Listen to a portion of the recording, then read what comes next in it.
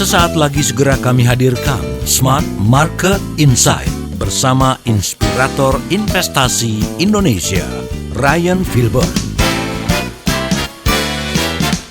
Smart Market Insight, learning, sharing, and getting success. Smart FM Business and Inspiration, selamat hari Selasa dan Happy Chinese New Year. Selamat memasuki tahun kuda api untuk Anda yang merayakan, dan semoga spirit kuda api juga bisa membuat kita semangat ya untuk kembali mengecek dan juga mengelola keuangan kita supaya mungkin cita-cita kita sebagai untuk menjadi orang kaya bisa tercapai. Dan hari ini kita akan membahas hal menarik dalam Smart Market Insight yang pasti akan sangat berguna juga untuk Anda yang mungkin ya tadi ingin mengevaluasi ataupun juga menempatkan keuangan Anda ataupun sisi financial Anda dengan baik sehingga tujuan-tujuan investasi ataupun tujuan masa depan bisa terrealisasi. Dan hari ini kita akan membahas 4 level piramida keuangan orang kaya, dan spesial di hari Chinese New Year ini kita sudah bersama-sama dengan Mas Ryan Filbert. Selamat sore. Selamat malam Mas Ryan. Iya, selamat malam Mbak Audrey. Selamat malam pada smart listeners dimanapun Anda berada. Happy Chinese New Year ya. Gongsi pacai. Gongsi pacai. Semoga kaya. Ya, itu harapan kita semua gitu ya. Dan pastinya semoga tahun kuda api ini membawa keberuntungan dan juga rezeki yang melimpah. Yes. Tapi pastinya ngomongin rezeki, kita juga harus pintar-pintar mengelolanya gitu. Makanya hari ini kita membahas 4 piramida keuangan orang kaya. Tapi sebelumnya Mas Ryan, seperti biasa kita akan cek gimana kondisi market selama 1 minggu ke belakang. Silakan Mas Ryan. Ya, lebih enak ya karena marketnya close ya. Jadi akibat Imlek ini kita close untuk bursa efek Indonesia latest di 8212. Sebenarnya kalau dilihat IHSG ini dalam fase kemungkinan di next daripada dibuka ya di hari Rabu besok ini ada peluang untuk terkoreksi. Oke. Jadi kalau nanti smart listeners coba lihat bagaimana menganalisa saham itu sebenarnya kita memang mau nggak mau harus mengakui kita melihat secara grafik di mana di perdagangan sebelum penutupan, yaitu di sini adalah tanggal 13, yaitu adalah tanggal 12, di mana tanggal 12 itu lebih tinggi, tanggal 13-nya turun, dan terasa sekali bahwa tanggal 12 itu berada di titik paling tinggi sebelumnya. Jadi ada peluang dibuka melanjutkan pelemahan. Jadi 8212 ini mungkin karena memang marketnya juga sudah naik kencang ya, 3 hari beruntun naik, maka mulai diwarnai aksi profit taking. Namun belum bisa memulihkan kondisi kita di level 9.000, masih jauh karena ada gap di sana akibat penurunan yang lalu, akibat berbagai macam berita ya kan, dan juga hal-hal yang perlu kita perhatikan. Lalu kita melihat dari pergerakan harga emas, sebenarnya pergerakan harga emas ini masih berada di kisaran level, kalau pada saat ini ada yang mau coba untuk ambil posisi, sebenarnya harga emas ketika berada di kisaran level 4.900 itu adalah support jangka pendek. Sehingga kalau ada orang yang tanya kapan waktu yang tepat untuk ambil emas, sebenarnya sih angka ini adalah angka yang bukan tepat lah, nggak ada kata-kata yang tepat ya, karena kepastian itu tidak pernah ada, tapi ada kecenderungan di angka ini emas mengalami rebound ya, karena sudah turun dari level 5.600 dan sekarang berada di 4.900 dan bertahan dalam beberapa hari. Nah, dengan kembali ke kripto ya, di mana mulai terjadi koreksi kembali, sepertinya ada angka keramat yang belum bisa ditembus oleh Bitcoin di level 7.000, maka pada saat ini Bitcoin kembali mengalami penurunan, dan ini tentunya akan berdampak kepada semua altcoin lainnya di luar Bitcoin juga mulai mengalami penurunan.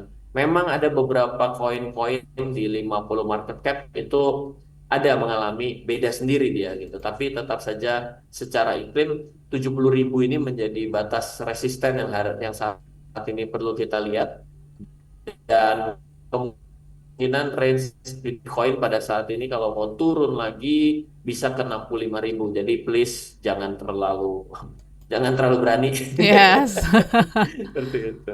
Oke, itu dia sedikit rangkuman ya terkait dengan market selama seminggu ke belakang dan semoga di minggu berikutnya nih ya Mas ya setelah libur ini bisa mencatatkan hal-hal yang positif seperti itu. Dan hari ini kita membahas 4 piramida keuangan orang kaya ya. Pasti semua pendengar kita pengen banget nih jadi orang kaya. Cuman 4 piramida ini rasanya harus dimiliki Ya. dulu. Tapi apa sih piramida keuangan? Mungkin Mas Ryan boleh kenalkan dulu nih kepada small listeners. Silakan Mas Ryan. Iya, kalau piramida itu kan bentuknya segitiga begini ya, gitu ya. Mhm. Jadi di bawahnya besar, di atasnya makin ke atas makin kecil sampai tinggal pucuknya saja gitu ya. Oke. Nah, kenapa bentuknya diambil adalah piramida? Karena ternyata untuk sampai ke pucuk itu kadang-kadang belum tentu sampai mati kita sampai di level itu. Yes. Belum tentu sampai mati kita sampai di level itu. Nah, kalau ditanya, loh, kalau gitu bagaimana ya biar saya bisa nyampe ke level tersebut? Ya, pertama harusnya adalah tahu mana pucuk. Mhm. Iya kan? Banyak orang kan yang nggak tahu mana pucuknya. Soalnya sekarang Ya. saya tanya, kira-kira kalau 4 piramida keuangan ide dasarnya apa yang ada di pucuk? Kan nggak tahu. Mhm. Lah bagaimana mungkin kita bisa sampai ke titik itu kalau kita tidak tahu mana pucuknya? Oke. Nah, dan juga kita harus tahu bahwa yang namanya mendaki itu mulai dari bawah. Nah, makanya kenapa mendaki itu mulai paling bawah ya karena dia tuh biasanya semua orang mulai dari bawah. Pelan-pelan dia mulai mendaki naik, naik dan naik. Nah, untuk kita pelajari pada hari ini dari apa yang saya coba pelajari selama saya belajar investasi dan keuangan, Mhm. ternyata saya mau mencoba untuk membagikan dengan 4 langkah aja. Oke. Nah, 4 langkah ini kalau mau kita coba ikuti, maka kemungkinan kita bisa mencapai satu level yang lebih baik dari apa yang kita miliki hari ini. Oke. Jadi 4 langkah ataupun steps ya untuk kita bisa mencapai apa yang kita inginkan, small listeners di masa depan pastinya juga akan menjadi semangat juga. Ini kan berhubung masih tahun baru dan tahun baru Imlek juga ya, kuda Yes. api. Supaya Apalagi kita THR. Nah, itu dia. Ini butuh pengelolaan yang tepat, apalagi udah mau musim mudik, terus juga mungkin banyak pengeluaran di Ramadan ya, yang nggak terasa beberapa hari lagi kita mulai gitu. Jadi ini bukan waktu yang terlambat ya Mas untuk memahami konsep piramida keuangan ya Mas? Ya, yang namanya bicara mengenai ilmu akan uang itu nggak ada expirednya. Oke. Dan ilmu uang itu bukan hanya harus orang berlandasan sarjana ekonomi dan akuntansi. Kenapa? Karena menjadi seorang sarjana ekonomi dan akuntansi itu biasanya dia hanya memahami satu ilmu belum tentu juga dipraktekkan. Yes. Dan contoh sederhana, seorang akuntan membuat laporan keuangan, dia Mhm. menyajikan laporan keuangan. Apakah dia bisa baca? Belum tentu loh. Betul. Kalau yang baca ya analis. Nah, apakah analis juga akan bisa mengeksekusi dengan baik hasil apa yang dianalisa? Belum tentu juga. Mhm. Perlu mentalnya juga, perlu uangnya juga. Jadi daki gunung, tapi tidak melalui bisa nyasar dan bisa nggak pulang. Mhm. Sama dengan kehidupan kita juga. Bicara mengenai yang namanya mendaki, ya kita perlu tahu bahwa pendakian itu adalah suatu proses yang belum tentu kita akan bisa sampai di puncak sebuah Yes. gunung juga kan, seperti itu. Oke. Jadi nggak ada kata terlambat, small listeners.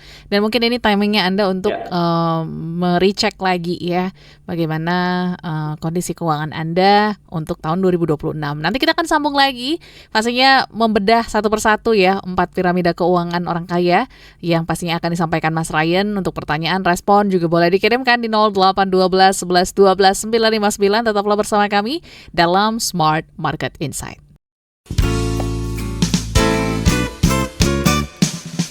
Tetaplah bersama kami dalam Smart Market Insight, Learning, Sharing, and Getting Success.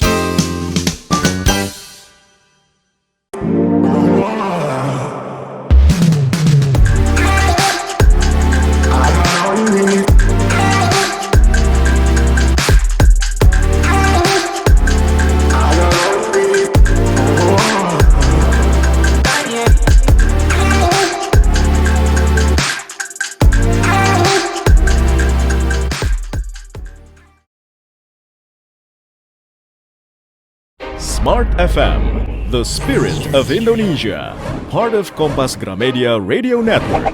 Kami hadir bukan sekadar menghibur. Kami hadirkan berbagai program berkualitas, membuka wawasan, menginspirasi, dan menguatkan, melewati berbagai krisis dan situasi penuh tantangan. menjadi panduan pengambilan keputusan bagi para CEO, direktur, manajer, profesional, dan pelaku bisnis di berbagai bidang. Dengan SIS AB Plus, serta rentang usia 25 hingga 45 tahun. Agar bisnis dan karir yang dibangun berkembang serta melaju seiring perkembangan zaman, dijalankan sepenuh hati, penuh kecintaan, tanpa kehilangan jati diri, selalu memiliki pandangan terbuka dan luas, menjangkau Anda melalui berbagai platform digital dan media sosial, streaming, podcast, YouTube, Instagram, Facebook, dan Twitter. Meningkatkan peluang produk dan jasa Anda semakin dikenal, dipercaya, dan dipilih konsumen cerdas. Dengan dukungan tim activation kami yang kreatif dan profesional, jaringan yang luas, serta kolaborasi dengan unit Kompas Group of Media lainnya, kami merupakan mitra yang tepat untuk membangun brand awareness produk Anda. Smart FM mendukung pertumbuhan serta kemajuan karir dan bisnis Anda. Smart FM, the spirit of Indonesia.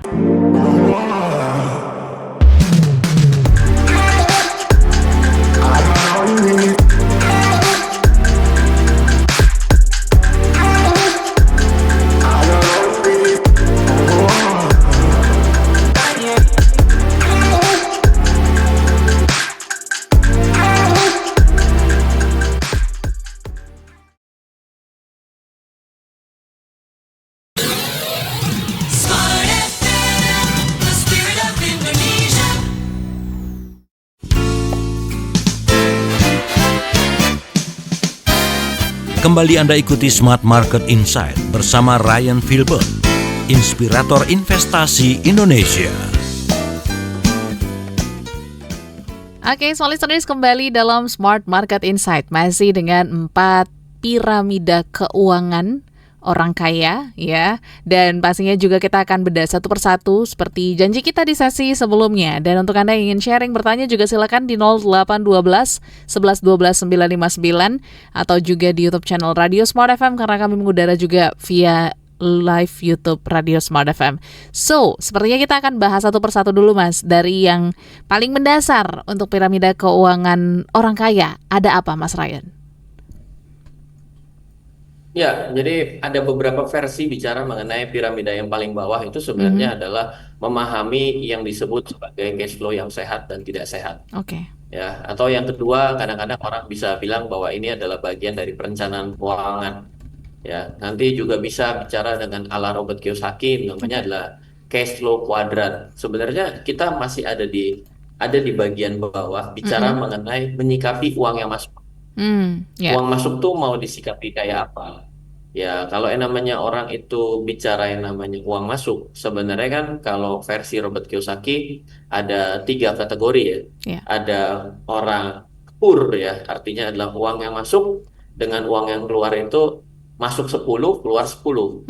Berarti dia adalah poor. Kenapa? Karena dia hidup untuk hari ini, besok ya kalau saya dapat uang lagi, saya baru akan bisa bisa makan, bisa ini dan itu. Jadi income dengan cost itu setara. Oke. Ya, nah sebenarnya ini yang sangat berbahaya adalah ya artinya cost-nya apakah memang sudah benar? Karena banyak orang itu kan biaya itu tidak sadar seolah-olah bahwa ada yang namanya keinginan dan kebutuhan. Nah ini bicara mengenai need versus want. Yes. Saya yakin sekali di Smart FM ini semua pembicaranya ya semua narasumbernya ini memang memiliki framework yang sama, tapi mungkin dengan beberapa istilah-istilah yang berbeda. Tapi poin ketika kita bicara mengenai piramida yang di bawah ini, kita bicara mengenai need versus want. Kita bicara mengenai uang masuk dengan uang yang keluar. Tapi di sini tetap cuma satu. Intinya mencari lebih daripada uang yang masuk dilawanin dengan uang yang keluar. Oke. Kalau tidak ada lebihnya, kita nggak akan pernah bisa pergi ke Next level. pendakian kedua dan ketiga dan keempat. Karena apa? Nggak percuma kita mau bicara. Apalagi yang minus. Jadi kalau masih ada di level penghasilan minus, kalau masih ada di level penghasilannya setara, ya, atau ini yang pasien yang di piramida paling bawah ini, itu adalah yang hidupnya dari hutang. Oke. Sebenarnya kalau hidup dari hutang itu apa? Ya Oh, ini ya, agak delay ya, Mbak Audrey ya. Aman, Mas Ryan? Halo? Mbak Audrey, Halo, halo? sinyal aman? Aman? Oh, aman. Oh, Yes. baik ya. Karena di saya ngelihat Mbak Audrey-nya nge-freeze gitu. Oh Kalau iya. aman di Mbak Audrey nggak apa-apa. Ah, yes. Jadi di level paling bawah itu adalah berkutat mengenai orang yang pendapatannya setara pengeluaran, Aha. pendapatannya lebih kecil daripada pengeluaran, itu biasanya juga bicara mengenai need versus want, bicara mengenai lifestyle, itu semuanya berakhir dengan satu, saya mencari lebih dari uang yang saya terima. Oke. Kalau uang yang saya terima itu keluar dengan lancar, ya sudah, saya nggak akan pernah bisa pergi ke level selanjutnya. Mm-mm. Nah, silakan belajarlah, belajar marketing, belajar yang namanya bisnis, belajar jadi karyawan yang benar, belajar soft skill, Mhm. kuliah lagi atau apapun itu tujuannya agar ada lebih selisih antara pendapatan dengan pengeluaran kita. Yes. Tapi kalau sampai sudah jadi pasien dari hutang, Ya. ya setan kredit, kalau katanya Pastino dulu setan Oke. kredit. Nah, ini harus dilihat Mm-mm. kreditnya itu untuk mendapatkan apa? Oke. Apakah untuk mendapatkan kesenangan? Ya, kalau mendapatkan kesenangan sudah pasti salah. Mhm. Ya, kemarin nonton konser Westlife tapi mungkin harus dengan pay Pay later, later, ya. ya. Nah, ini kan berarti sebenarnya sudah tidak sanggup, Yes. ya, tapi tetap dipaksakan. Gitu. Saya tahu Westlife belum tentu datang tahun depan. Katanya Mm. sih janjinya tahun depan datang. Tapi saya nonton. Karena itu kan usia saya gitu ya. Nah, jadi Aha. kalau sampai masih bicaranya tidak bisa mengendalikan atas, kita cuma bilang bahwa ini adalah, ya ini belum tentu ada dua kali. Itu Mm-mm. sebenarnya mau saya bilang adalah kalau kata tai kebo ya kan, bullshit. Itu kita nggak bisa. Kalau Yes. kita berada di dalam poin tersebut, kita Mm-mm. tidak akan pernah bisa ke piramida selanjutnya. Oke. Ya, jadi itulah yang disebut dengan piramida level pertama, Mbak Audrey. Oke, berarti paham bahwa cash flow itu harus sehat dulu ya, small listeners ya. Kalau ada hutang-hutang diselesaikan dulu berarti ya Mas ya untuk naik level ya. Ya, ini juga another version. Jadi Aha. kalau bicara mengenai hutang, apakah saya menyelesaikan hutang saya Oke. dulu harus zero debt, atau saya itu sambil membangun cash flow saya Mm-mm. dan membuat saya itu memiliki pendapatan lebih, tapi saya menahan biaya hidup saya bisa membayar hutang-hutang. Mm-mm. Ini cuma masalahnya gaya. Tapi Oke. tetap saja kalau saya bilang, kalau hutang-hutangnya itu yang sifatnya konsumtif ya, Mm-mm. maka lebih baik hutangnya harus selesai. Karena hutang konsumtif itu harusnya selesai sebelum bulan berganti. Oke. Kalau hutang konsumtif sudah sampai bulan bergantinya masih ada hutangnya, itu bahaya. Mm-mm.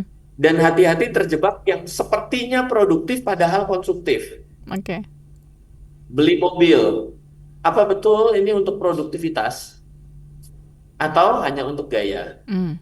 Atau kita sebenarnya beli di atas daripada kemampuan kita? Ya. Atau kita tidak mampu tapi dimampu-mampuin. Nah, biasanya ketika kita berada di tidak mampu dimampu-mampuin, kita itu halu. Jadi halunya sudah mode on gitu. Mm-mm. Kenapa? Karena kita mulai membangun di diri kita bahwa ini tuh kebutuhan yang perlu, bukan keinginan. Ini adalah urgensi untuk membuat hidup saya lebih baik. Mm. Padahal ini adalah keinginan, Yes. bukan suatu kebutuhan. Butuhnya makan. Tapi kalau ditanya yang namanya saya ingin makan apa, ini kan bahaya. Mm-mm. Butuhnya kendaraan. Karena kalau tanpa kendaraan saya A, B, C, D, E. Tapi ketika ditanya ingin kendaraan yang mana, ini ceritanya jadi berbeda, betul nggak? Yes. Nah, jadi kita itu kalau bicara mengenai sampai ngutang, Mm-mm. sampai belanja, nah ini, Mhm. oh iya betul, saya harus akui, ini Ya. memang saya lagi ngasih makan keinginan saya. Oke. Boleh, sesekali kan boleh. Boleh sesekali. Tapi Mm-mm. kalau kita habiskan dengan semua halu mode on itu, menurut saya, Ya. semua seolah-olah butuh, wah, Bahaya ya. kita nanti akan terjebak hidup hari ini. Kita hidup hari ini karena kita cuma hidup satu kali kan, Mm-mm. YOLO kan. Mm. ini gitu. Penyakitnya ada di sini. Dan di piramida pertama mainnya di sini. Oke.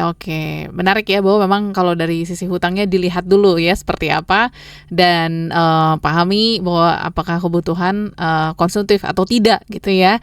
Nah nanti kita akan pastinya sambung lagi ya Mas Ryan dengan piramida yang kedua gitu. Karena ketika mungkin Anda sudah men-checklist, oh kayaknya cash flow saya cukup sehat, so saya mau cek gitu ya di piramida berikutnya sudah aman atau belum gitu ya.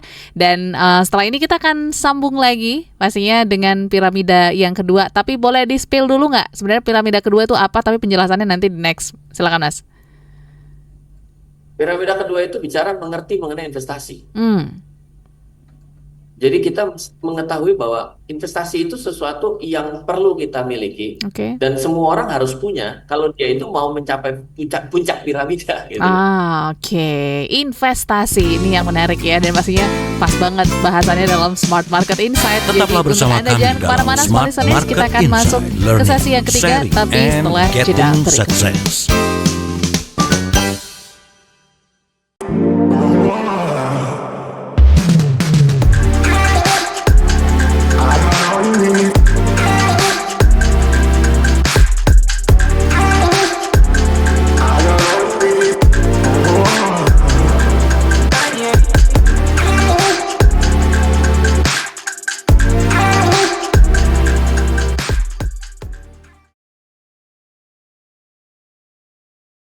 Smart FM, the spirit of Indonesia, part of Kompas Gramedia Radio Network. Kami hadir bukan sekadar menghibur. Kami hadirkan berbagai program berkualitas, membuka wawasan, menginspirasi, dan menguatkan, melewati berbagai krisis dan situasi penuh tantangan. Menjadi panduan pengambilan keputusan bagi para CEO, direktur, manajer, profesional, dan pelaku bisnis di berbagai bidang dengan SIS AB+, serta rentang usia 25 hingga 45 tahun. Agar bisnis dan karir yang dibangun berkembang serta melaju seiring perkembangan zaman, dijalankan sepenuh hati, penuh kecintaan, tanpa kehilangan jati diri, selalu memiliki pandangan terbuka dan luas, menjangkau Anda melalui berbagai platform digital dan media sosial, streaming, podcast, YouTube, Instagram, Facebook, dan Twitter. Meningkatkan peluang produk dan jasa Anda semakin dikenal, dipercaya, dan dipilih konsumen cerdas. Dengan dukungan tim activation kami yang kreatif dan profesional, jaringan yang luas, serta kolaborasi dengan unit Kompas Group of Media lainnya, kami merupakan mitra yang tepat untuk membangun brand awareness produk Anda. Smart FM mendukung pertumbuhan serta kemajuan karir dan bisnis Anda. Smart FM, the spirit of Indonesia.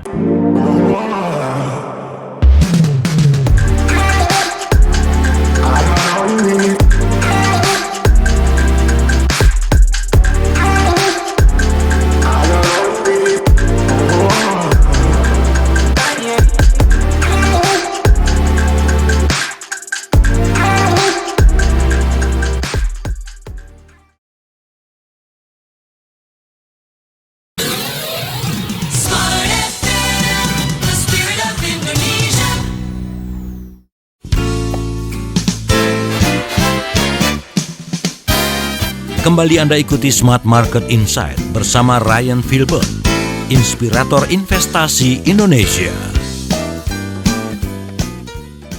Oke, smart listeners, kembali dalam Smart Market Insight edisi Chinese New Year, dan pastinya masih dengan semangat kuda api. Kita juga semangat untuk mencapai piramida keuangan di puncak tertinggi seperti itu ya. Kalau tadi di poin pertama di dasar piramida ada memahami cash flow sehat dan tidak sehat gitu ya, dan pastinya juga income dan cost yang setara ini agak sedikit berbahaya gitu. Jadi boleh Anda tingkatkan lagi income mungkin ya, yang merasa masih setara. Dan kali ini kita akan lanjut next ke piramida berikutnya gitu ya. Di atas cash flow ternyata ada investasi.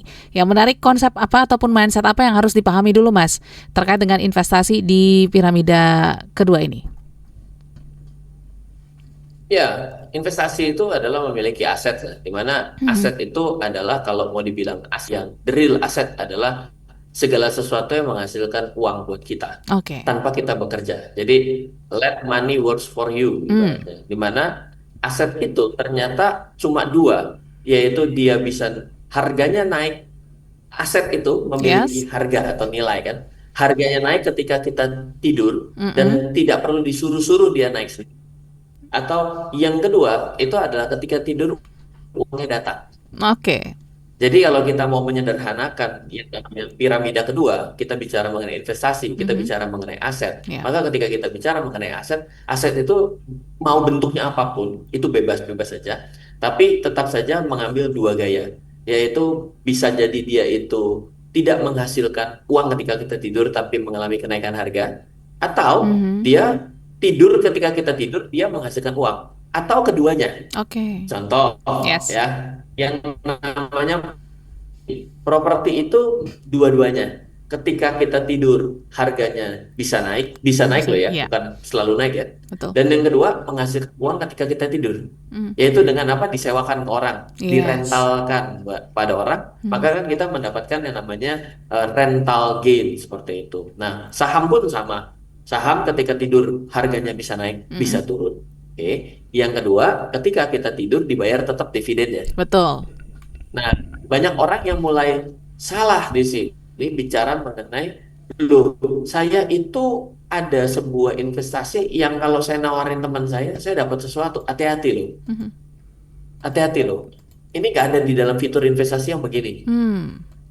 Jadi kalau kita mau saklek, jangan sampai kita masuk ke dalam role yang ketiga. Ya. Saya baru mendapatkan sesuatu kalau saya referensiin teman saya. Bisa jadi itu money game. Oke. Bisa jadi itu adalah MLM. Loh, MLM salah? Enggak. Tapi bukan investasi di sini. Hmm. Enggak ada di sini. Kita pinggirin. Kalau investasi itu hukumnya cuma dua. Enggak perlu kita lakukan sesuatu pun akan naik. Oke. Memangnya saham kalau saya itu tidak buka, saya punya aplikasi saham, harganya tidak naik atau turun? Hmm. Atau saya tidak pernah buka, tidak mendapatkan dividen? Atau kalau harga emas itu lagi naik seperti ini, karena emasnya tidak pernah saya elus pagi-pagi, maka harganya tidak naik. Mhm. Nah, makanya ketika itu terjadi, maka Ya. kenapa emas namanya properti dan saham disebut sebagai aset? Mhm. Segampang itu poinnya. Jangan kita campur adukan dengan bisnis. Kan yang namanya MLM itu adalah metode pemasaran berjenjang. Yes. MLM itu adalah sebuah bisnis. Jadi taruhlah di sana pada tempatnya. Jangan taruh di investasi. Mhm. Nanti kita jadi keliru di sini. Loh, apakah saya memiliki asuransi adalah sebuah investasi? Nah, mulai ke sini mainnya jangan-jangan. Oke. Pada akhirnya, yang namanya asuransi adalah proteksi.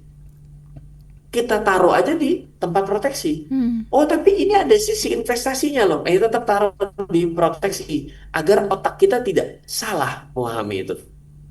Banyak orang agar bisa jual, dia membuat ini jadi investasi. Mhm.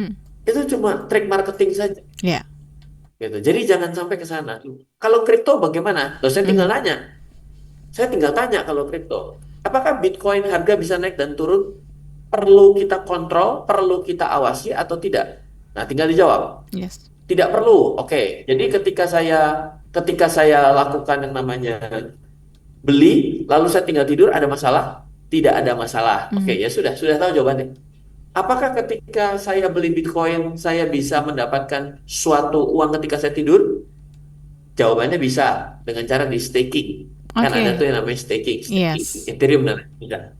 Jadi kalau menurut piramida kedua kita ambil hukum yang paling sederhana, ya sebenarnya kita bisa memahami bahwa ini adalah aset dan bukan aset.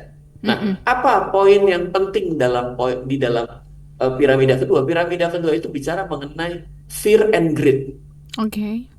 Kita itu suka takut dan serakah. Jadi kalau masalah mengenai investasi itu dibikin hukum yang lebih sederhana. Kenapa tidak beli saham? Karena takut. Kenapa sahamnya tidak ditahan? Karena takut. Hmm. Kenapa sahamnya dijual? Karena Takut. takut juga karena Yes. turun, ya kan? Kenapa belinya banyak dan turun? Karena serakah. Hmm. Ya kita bermain hanya di situ. Jadi ketika kita bicara mengenai investasi apa yang bagus, sebenarnya ketika hukumnya dua itu ada, maka sebenarnya investasi itu sudah termasuk sesuatu yang layak untuk dimiliki. Tapi bicara mengenai memilikinya, yaitu bermain dengan fear and greed, takut dan serakah. Iya. Bagaimana mengurangi ketakutan dan keserakahan? Punya ilmu. Oke. Semakin kita itu ada dasar ilmunya, landasan pemikiran kita untuk membeli itu tidak spekulatif. Tidak lagi menjadi seorang penjudi tapi di saham. Oke. Tidak lagi menjadi seorang penjudi di kripto, tapi menjadi seorang investor. Tidak lagi menjadi seorang penjudi di properti. Hello, banyak loh yang jadi penjudi di properti. Mhm. Loh, kok bisa? Properti itu kan real. Loh, memang kenapa masalahnya real? Yang namanya real barangnya. Kelakuan penjudi mah siapa aja boleh. Yes. Saya kasih tahu ya. Oke. Saya kasih tahu.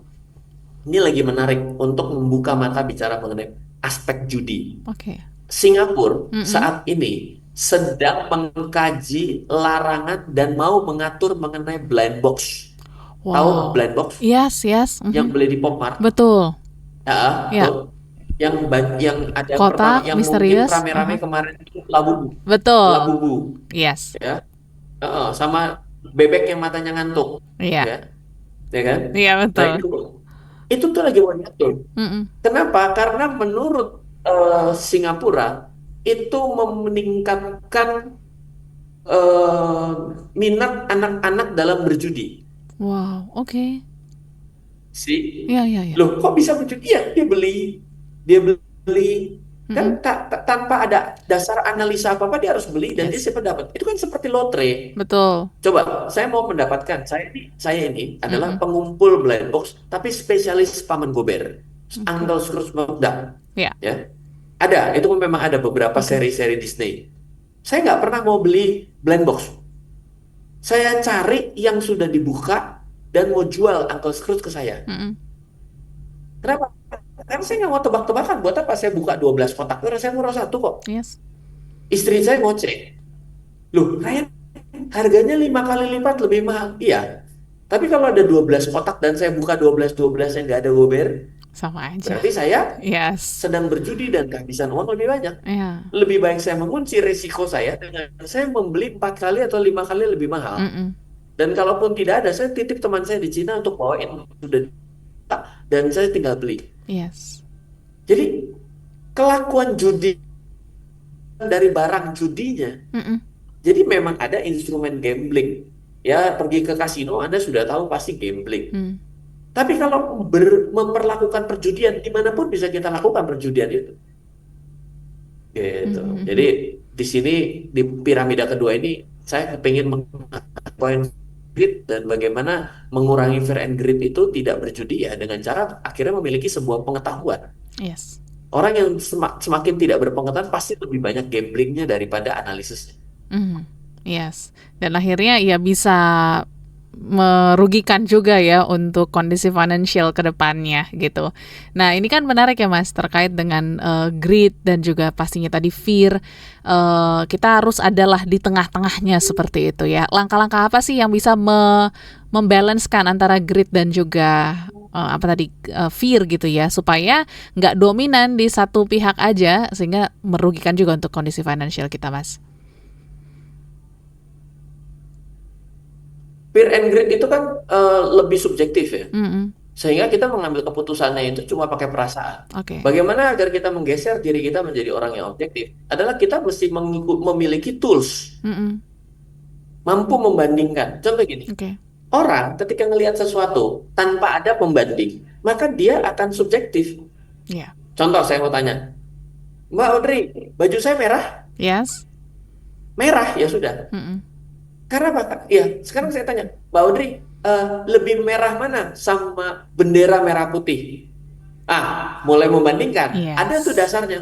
Oh ya jelas dong bendera merah putih gitu kan. Bendera merah putih itu lebih merah dari bajunya Mas Ryan.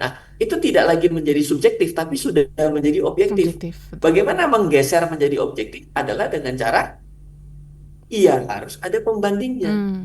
Nah, membandingkan yang namanya aset bagaimana? Ya. Dibandingkan dengan aset yang lain. Mm-mm. Bisa. Dibandingkan dengan nilai aset itu di masa lalu. Oke. Bisa. Gitu.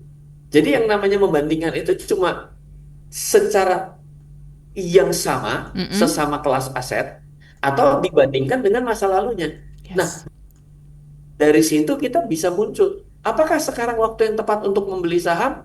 Nanti dulu, indeksnya 2 hari baru turun Mm-mm. dari kenaikan yang kencang. Kayaknya belum waktunya deh.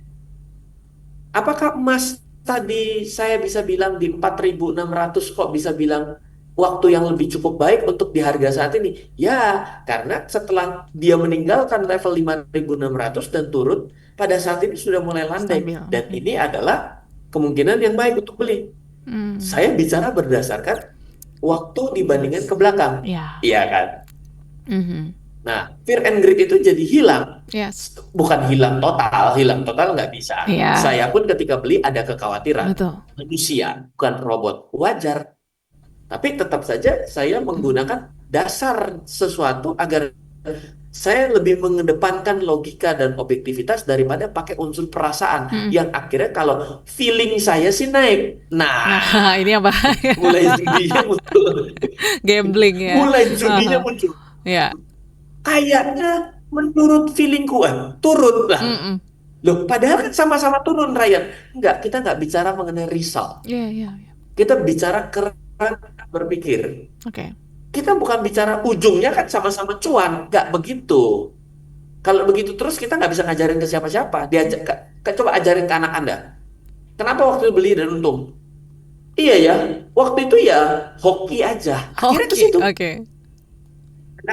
Anaknya bingung denger. Terus gimana dong biar saya bisa kayak gitu? Ya banyak-banyak berdoa dan berusaha. Lah, gimana sih? Ya, apa pathway-nya tuh apa gitu. Yes. Oh iya, karena saya beli pada saat seperti ini. Keputusan saya beli karena begini, berdasarkan data ini. Jadi kita bisa berikan. Jadi ketika smart listeners itu mendapati suatu kondisi yang tidak bisa dijelaskan atas kejadian tersebut menjadi untung dan rugi dan tidak bisa diambil pelajarannya, Ya. ya kemungkinan besar lebih banyak judinya daripada gak judinya gitu. Oke, menarik ya bahwa sisi logika dan objektivitas ya untuk membandingkan satu dengan yang lain ya, baik itu dengan aset yang setara ataupun juga dengan masa lalu, itu yang mungkin bisa membuat kita jadi lebih logik untuk memilih dan memilah. Nanti kita akan sambung lagi ya Mas Ryan untuk piramida berikutnya. Yap. Sebelum kita menuju puncak pastinya. So, small listeners jangan kemana-mana. Masih ada 2 piramida lagi ya. Tahapan piramida yang pastinya akan kita bahas di malam hari ini dalam Smart Market Insight.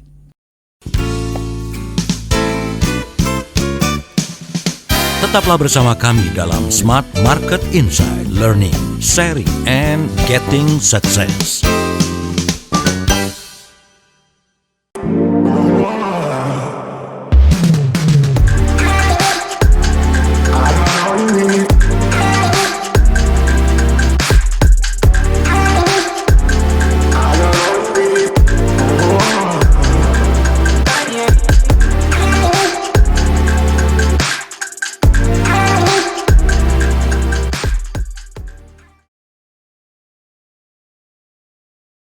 Smart FM, the spirit of Indonesia, part of Kompas Gramedia Radio Network. Kami hadir bukan sekadar menghibur. Kami hadirkan berbagai program berkualitas, membuka wawasan, menginspirasi, dan menguatkan, melewati berbagai krisis dan situasi penuh tantangan. Menjadi panduan pengambilan keputusan bagi para CEO, direktur, manajer, profesional, dan pelaku bisnis di berbagai bidang dengan SIS AB Plus serta rentang usia 25 hingga 45 tahun. Agar bisnis dan karir yang dibangun berkembang serta melaju seiring perkembangan zaman, dijalankan sepenuh hati, penuh kecintaan, tanpa kehilangan jati diri, selalu memiliki pandangan terbuka dan luas, menjangkau Anda melalui berbagai platform digital dan media sosial, streaming, podcast, YouTube, Instagram, Facebook, dan Twitter. Meningkatkan peluang produk dan jasa Anda semakin dikenal, dipercaya, dan dipilih konsumen cerdas. Dengan dukungan tim activation kami yang kreatif dan profesional, jaringan yang luas, serta kolaborasi dengan unit Kompas Group of Media lainnya, kami merupakan mitra yang tepat untuk membangun brand awareness produk Anda. Smart FM, mendukung pertumbuhan serta kemajuan karir dan bisnis Anda. Smart FM, the spirit of Indonesia.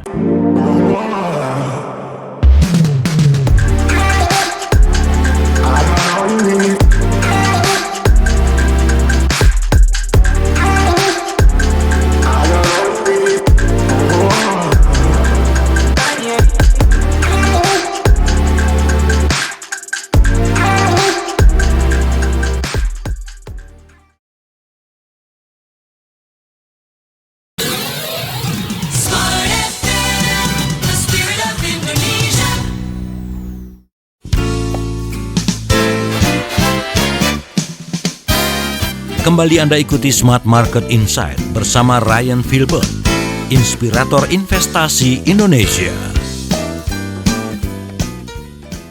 Terima kasih untuk Anda small listeners yang masih menyimak Smart Market Insight. Walaupun mungkin masih dalam euforia Chinese New Year's, kita juga masih terus menyuarakan 4 piramida keuangan orang kaya. Setelah tadi pahami cash flow, terus juga investasi ataupun aset, di tingkatan yang ketiga sebelum kita menuju puncak, ada apa Mas Ryan yang bisa di-remind ke small listeners? Oke, ya kita coba lanjut ya di bagian ini ya. Jadi ada 2 lagi saya akan coba habiskan karena memang biasanya ini tidak dibahas secara detail karena memang struggling point sampai dengan piramida kedua saja itu sudah lumayan. Yes. Tapi kalau kita mau bahas, mestinya sih kita akan bahas ini lebih lanjut ya di 3 dan 4. Jadi yang ketiga itu kita bicara mengenai pasti adalah diversifikasi. Ya, kita bicara yang kedua itu sebenarnya lindung nilai.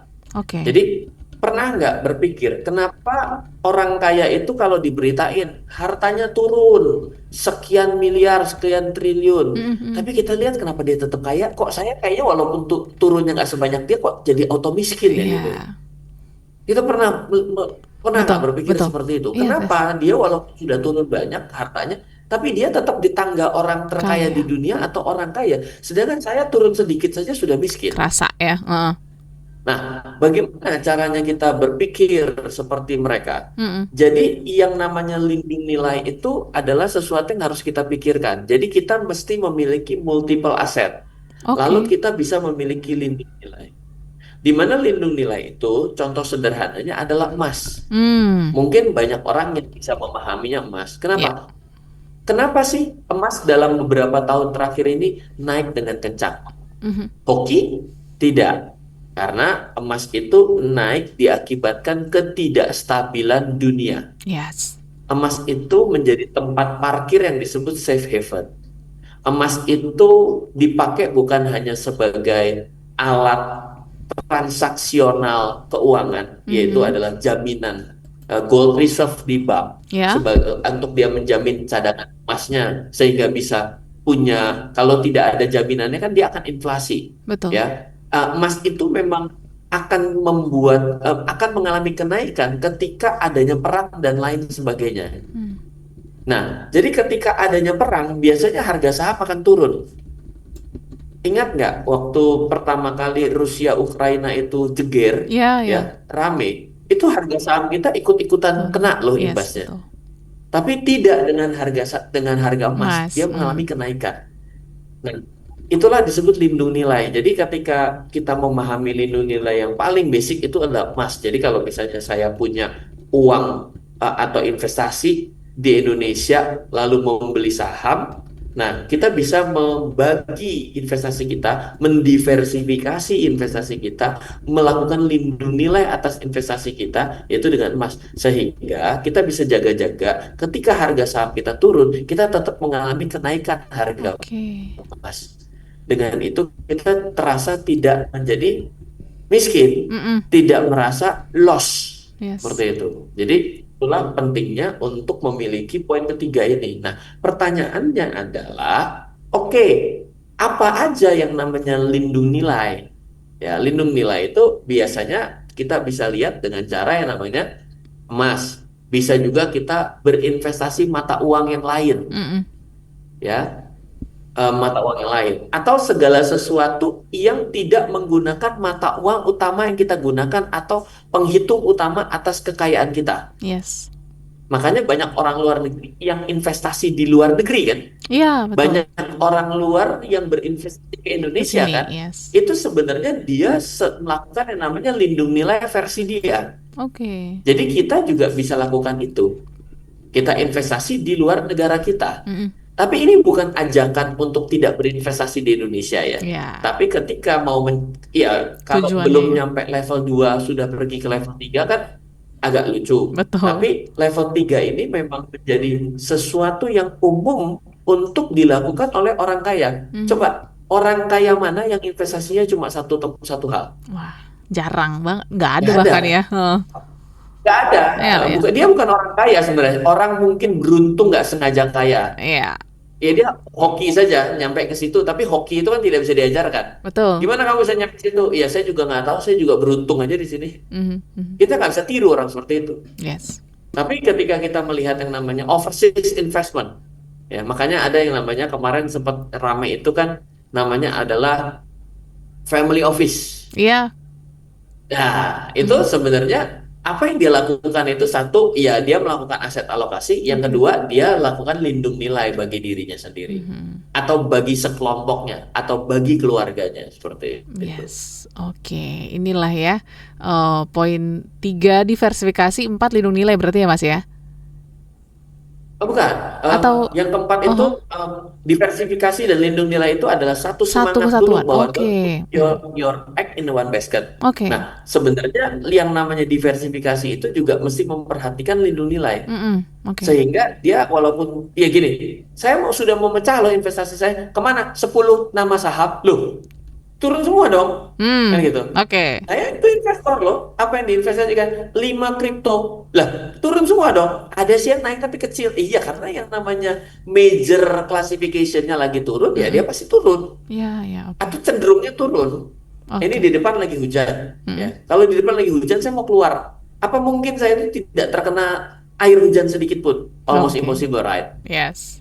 Berarti sama, saya investasi lagi turun, saya punya naik sendiri, bisa nggak? Bisa, tapi almost impossible, jawabannya Iya. begitu.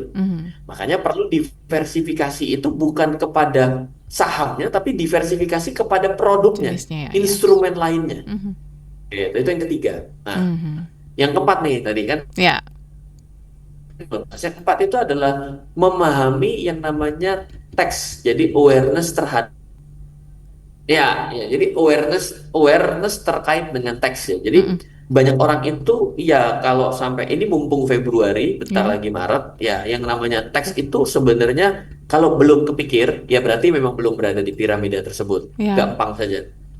Karena dia masih struggling di 1, masih struggling di 2 gitu ya. Makanya dia belum nyampe yang keempat seperti itu. Nah, Oke. jadi kalau yang keempat itu memahami bagaimana pajak itu bekerja. Di mana pajak itu kan segala sesuatu yang sebagai warga negara kita pasti akan harus membayar pajak. Betul. Jadi pajak itu tidak pilih. Jadi kalau tidak mau bayar pajak, ganti warga negara. Yes. Nah, jadi kalau kita berada di dalam posisi belum mau tahu mengenai pajak, berarti tidak sampai di level 4. Gampang ya. Iya. Nah, pajak yang paling umum itu yang harus kita pahami namanya adalah pajak penghasilan. Yes. PPH, pajak penghasilan. Pajak penghasilan kita itu bentuknya adalah berjenjang. Ya, penghasilan makin besar, maka akan semakin mahal bayarnya. Pajaknya. Nah, tapi ada orang-orang tertentu yang memang belum sampai piramida keempat ini yang dibebaskan dari pajak, yaitu karena sudah di bawah daripada UMR atau sudah di bawah dari PTKP, penghasilan tidak kena pajak. Ya. Nah, penghasilan tidak kena pajak itu 1, apakah dia bekerja? Yes. 2, apakah dia menikah? 3, apakah istri bekerja? 4, berapa banyak tanggungan hidupnya? Ya. Nah, semakin banyak tanggungan hidupnya, maka otomatis dia akan mendapatkan insentif lebih besar. Penghasilan tidak kena pajak. Nah, ciri-ciri dasarnya orang tidak kena pajak adalah selain harus menghitung itu adalah dia berada di UMR. Kalau berada di area UMR, kemungkinan besar dia dan tidak ada penghasilan lainnya, maka dia akan berada di situ. Yes.